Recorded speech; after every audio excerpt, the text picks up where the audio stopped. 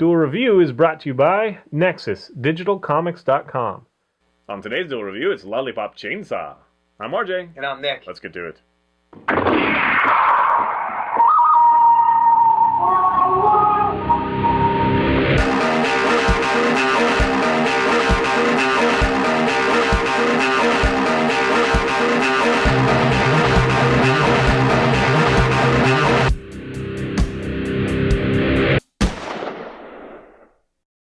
Hey guys, welcome to Tuesday the 19th of March. We are doing Lollipop Chainsaw. That's right. So in our week of zombie, we're like, what zombie game can we do?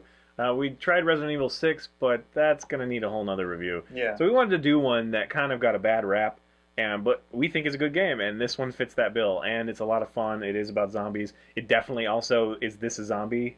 Is very much akin to this as well. That's the anime we're doing. Is This a Zombie, which is our anime, which we'll be doing on Thursday. They have an unlockable skin over here, the Haruka's skin. For Juliet, yeah. Yeah, and we did Dead Man Wonderland not too long ago. There's another unlockable skin for that. Right, and we just referenced Army of Darkness in our bloopers.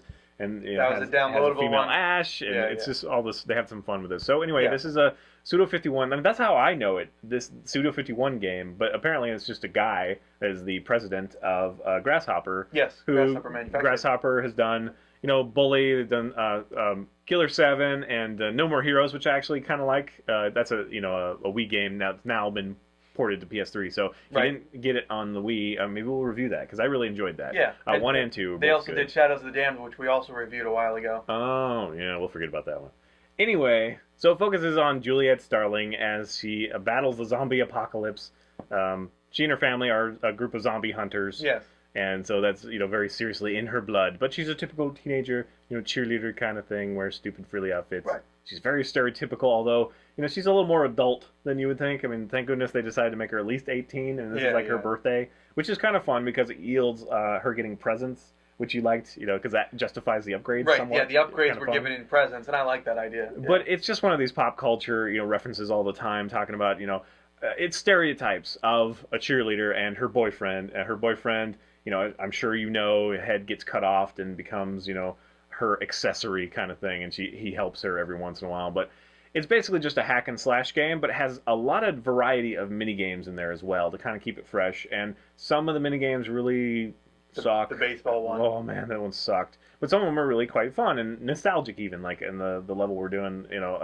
Where you're doing all the Pac-Man and all that stuff. The Funkatronics one. Yeah, I don't know what that one was. Yeah. Well, it was the Funk one. So yeah. You had retro video games and stuff thrown in there. And this game got a lot of bad rap, and I think mostly there were two reasons. One, the mechanics are a little clunky at times. It's not terrible, though. No, it's not, especially because I've played like Dynasty Warriors and stuff. It's like when you start attacking, you're going to attack in that line unless you stop and reposition. Right, so you have to manage your combos. Yeah, you have to figure it out. And the dashing is very unwieldy, and it takes a long time to turn, so that could have been better. Yeah, and the camera's a little iffy, but just every once in a while. Yeah, it's not terrible. Again, it's like if you go into a corner, then you know what's might gonna happen, so you just stay away from corners. So anyway, but there's a lot of fun to be had. I mean, the dodging is just awesome. When she's doing her little punch and kicks, with her pom-poms and stuff, it's really a lot of fun. And it's one of those things that she's so girly and so stupid, but at the same time she's badass. You know, and I do like the breadth that they put in with all the unlockable skins and all that stuff, and unlocking your stuff. You're going, shopping, and she's like, I love shopping, or whatever. And it's just just all these self-referential, fun moments. The gameplay, they do mix it up just enough, so like I said, it doesn't become terribly stale. I do appreciate that they went, and did all these varied gameplays, because when you think of hack and slash games, a lot of time they suffer from just, rinse, repeat, rinse, repeat. Yeah, repetitive nature. And there definitely is that, but it's broken up by these other. I mean, even like in the video one, again, it's like you're taken away, and she's doing like a side scroller kind of thing. So that adds variety just there, even though you're kind of doing the same thing, the same button combos and whatnot. But there's also, there's just a lot of kitsch as far as like you cut a zombie's head off and hearts pour out, rather, and then pink like hearts. The Sparkle Hunter assassination, whatever. That's awesome. I love that. So there's a lot of fun, and I think there's some replay value as well. So if this is one that kind of got your interest, and then you heard the bad reviews and decided, no, I'll get something else, it's now half price, and I think it's definitely worth it. I agree. This one's fun. In fact, I liken it a lot to Buffy the Vampire Slayer. Not so much the TV show, but the actual old movie. You just know, kind of the feeling of it. Yeah, the well, it must have been 1980s or early 90s. Must have been that movie where it's just kind of like a ditz, but you're like, I'm a vampire hunter, yay! You know, it's just gonna be all cheery about it and stuff. Like it's just an everyday thing. I can definitely see that. I never got into the series too much, but I did watch the movie, and I can definitely see that. So. Yeah. Yes, a lot of fun. You know, there are some good characters in there. Also of note, the person who played Juliet Starling was Tara Strong, who did the voices of Riku from Final Fantasy X, and she also did the latest Arkham City. She played Harley Quinn, you know, which we reviewed, and I remember us saying that we didn't like it as much as quite as much, one. but just very good. Yeah, but she was, it was very and nice. I'm sure she's in a lot of anime too.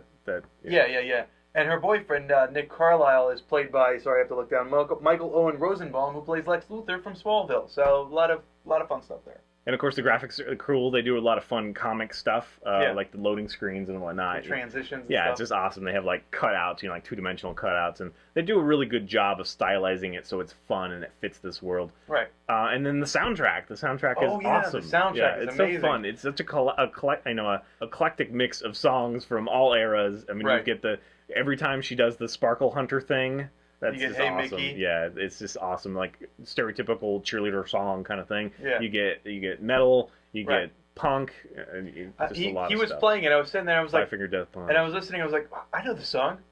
What is this song? I know the song because it's like just faint enough where I can't pick up the entire thing. And I'm like, what is this? And I had to look it up. You know, look up the soundtrack. And I was like, this is Children of Bodhama. I love this song. This is Needle 24/7. I love this. Yeah, and the game has a lot to do, obviously, with musicians because it starts with a punk rocker, then it goes to a metal guy, and then it goes to a hippie, you know, kind of thing, and then a funk guy, and you know, so on. So all these guys are, you know, stereotypes of their genres or whatever. Right. And so they have a mix of music that kind of fits that, but also, you know, other stuff crammed in. And then again, every time the Sparkle Hunter thing, that's just awesome. Yeah. I really do enjoy that.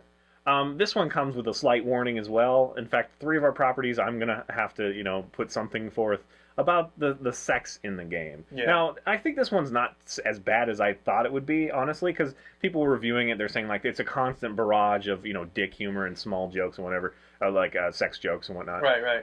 But there really isn't, you know, they're not that crass. A lot of them are just kind of stupid, but they do use a language that most of us are, you know, careful about using. You know, like we don't always say it, and so so the C word and all that stuff, it does come out every once in a while.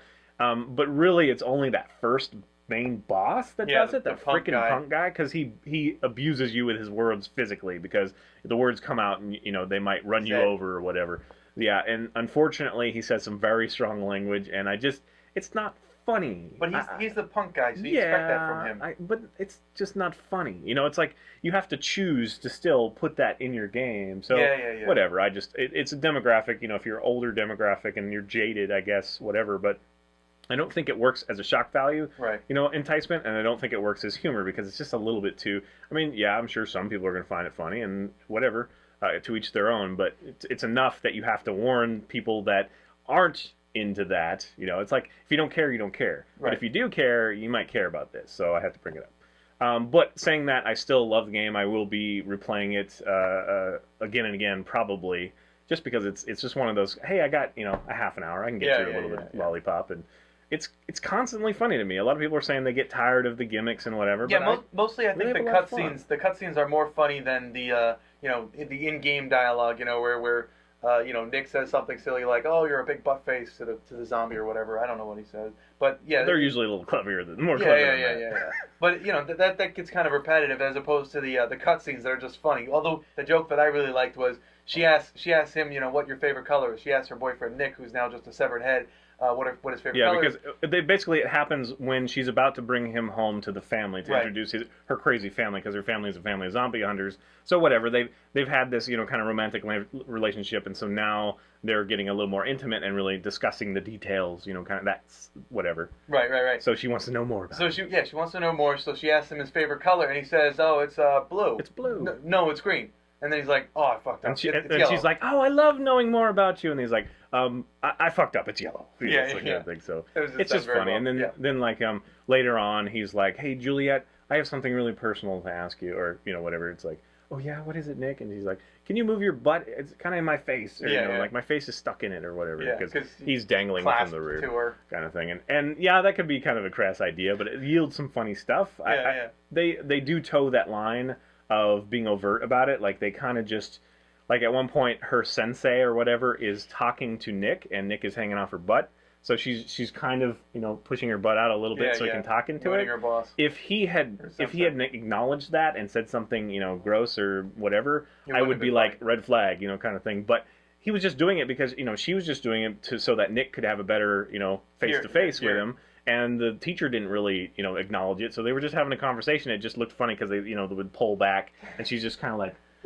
Kind of thing, and he's on the ground, because he's wounded or ready for battle or whatever, and it was just, I don't know, there's kind of fun, cheeky moments like that.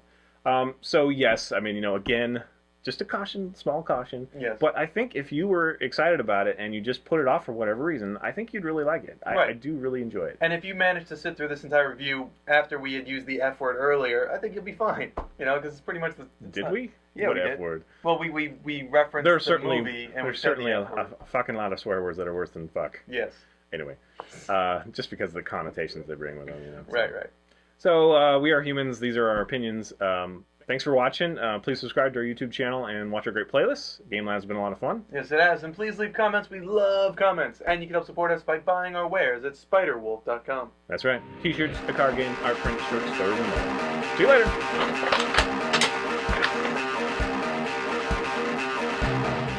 Coming up on Duel Reviewed, it's Zombicide. Spider-Man does whatever a spider can. He's blue, though. Is that like the 20 whatever? No. 2099? Yeah. I like how he's like peeking out. He's like making sure everything goes right. Laying in wait. Oh, Spider-Man? Yes. So, we'll talk about the other thing. He's like, Nick, this better go right, otherwise... I'm watching you. Always watching. You ready, Spider-Man? Mushroom! What about here? He's a ninja. Is that why he's blue? Yeah, that's stealth suit. What did you do to make Spider-Man so sad that he's blue now?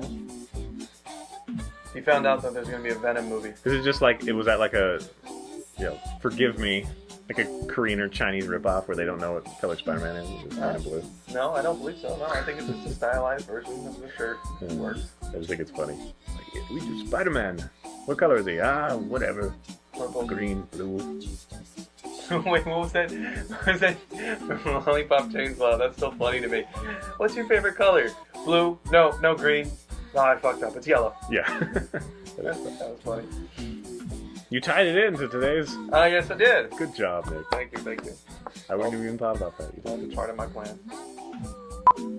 Have you ever used the chainsaw? They can be fairly unwieldy. Yeah, absolutely. Absolutely, I have. Maybe I'm just weak. No, I mean you just have to do it slow. If you press too hard, it'll tend to go somewhere else. Yeah. And you have to kind of rock it back and forth a bit. Yeah, it would be interesting, in a zombie apocalypse. I think people would be like, "Hey, I got a chainsaw," and then they'd try it, and they'd end up cutting their own leg off or something. That's what I'd be like. Or like it goes, running back at you. I'd be like terrified of that.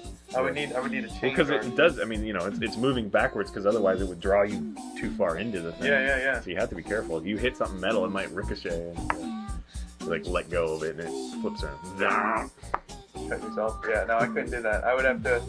See, that's what I'm saying. Just get an axe, get a bat, get a samurai sword. Yeah, besides, chainsaw makes a lot of noise. So. Yeah. You don't want to be. But they're in every zombie thing. Thank you. Army of Darkness. And yeah. Thanks, Ash. Way to go. Evil Dead.